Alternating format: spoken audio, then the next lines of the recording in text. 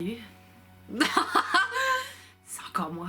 Bref, trêve de plaisanterie les amis, préparez votre matériel, puisque on part faire un petit peu de plongée.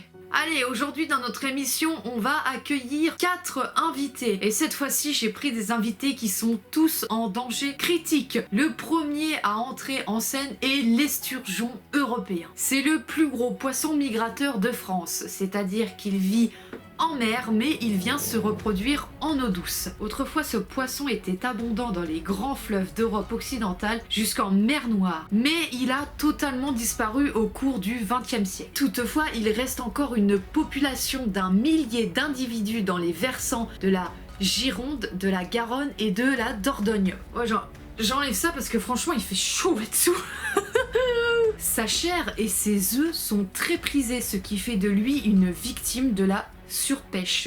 Il est protégé depuis 1982, mais il est encore victime de captures accidentelles. Il souffre également de la destruction de son habitat, l'extraction de granulats dans les fleuves et dans les estuaires, et aussi les barrages qui entravent sa migration. Il faut savoir que dans les barrages, il y a des petits passe-poissons, mais manifestement, ils ne sont pas assez grands pour que notre petit esturgeon puisse passer. Et une des dernières causes aussi serait sa maturité sexuelle qui est assez tardive. En effet, il faut que le poisson ait un âge compris entre 10 et 15 ans. On passe ensuite avec l'anguille européenne. Madame se reproduit en mer et vient ensuite coloniser les eaux douces continentale. Autrefois, elle était abondante dans presque toutes les eaux d'Europe et d'Afrique noire, mais depuis 1980, sa population est en train de s'effondrer. Elle est victime de la surpêche, victime du braconnage de ces alevins qu'on appelle aussi les civelles. Lors de sa migration, elle se heurte aussi à de nombreux obstacles comme les barrages, les turbines, et ça va très certainement vous surprendre, mais elle est également victime des polluants comme les pesticides, mais aussi un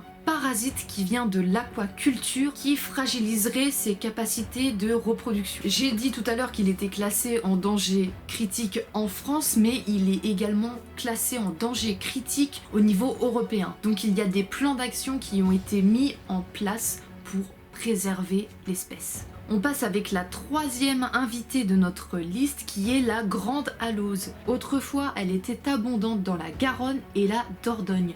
C'est un poisson migrateur qui peut être comparé à la sardine ou au maquereau. Madame peut atteindre une taille d'environ 50 cm. Sa population s'effondre depuis 2007. Avant, on comptait des millions d'individus et maintenant, on n'en compte plus que quelques milliers. Avant, en France, on estimait que sa population était à environ 800 000 individus et dans les années 90, on a estimé sa population à 10 000 individus.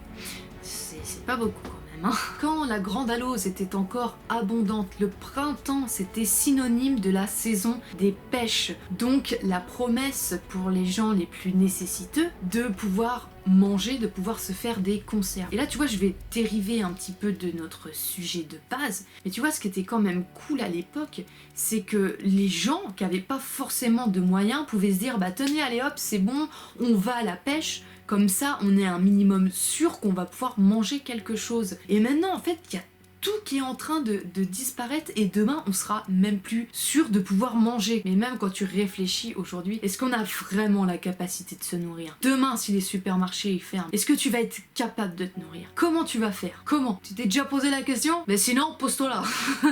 Bref, revenons à notre petit poisson. Les causes de la disparition, j'ai vu que c'était lié au réchauffement des eaux qui entraîne la dispersion des populations. On va terminer avec le chabot du lait.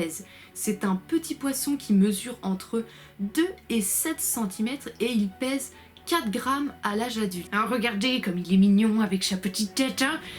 J'essaye de le rendre mignon, comme ça après on va en faire des coussins et tout le monde va vouloir les sauver, ça va être super. Non, je rigole. C'est un petit poisson qui est sédentarisé dans les eaux du Lez, dans l'Hérault. L'espèce a été découverte en 1964 par un groupe de chercheurs roumains. Pourquoi l'espèce est en voie de disparition? Encore et comme toujours, la pollution, les pesticides, les engrais. On parle aussi de la fluctuation du niveau de l'eau et aussi de l'introduction de nouvelles espèces comme les truites ou le chabot commun qui se nourrit des alevins de notre petit. Depuis 2001, il y a des mesures qui ont été prises, mais c'est en 2015 qu'on a proposé plusieurs solutions pour protéger l'espèce. Donc il y a la sensibilisation du public et aussi on vise à étendre notre connaissance sur ce petit poisson pour pouvoir ensuite être capable de mieux adapter ou de mieux faire je sais pas quoi. Tu vois, moi je trouve personnellement que c'est vraiment bizarre parce qu'à chaque fois c'est en mode ah bah ouais mais on veut protéger l'espèce mais on la connaît pas bien donc on va dépenser du pognon pour faire des études afin de te faire un dossier scientifique qui est gros comme ça pour ensuite être capable de mettre en place des mesures. Pour moi, franchement, ça me paraît ridicule. Il suffit juste d'arrêter les engrais qui polluent, les pesticides, la destruction des habitats naturels. Tu vois, pour moi, la solution, elle est là. Mais pourquoi ils font pas? Parce que l'industrie du pesticide et de l'alimentaire, bah, ça rapporte bonbons. Voilà, alors pour l'instant, je vais m'arrêter ici avec cette série des espèces menacées. On y reviendra certainement plus tard. Et on se retrouve pour la prochaine émission plus positive.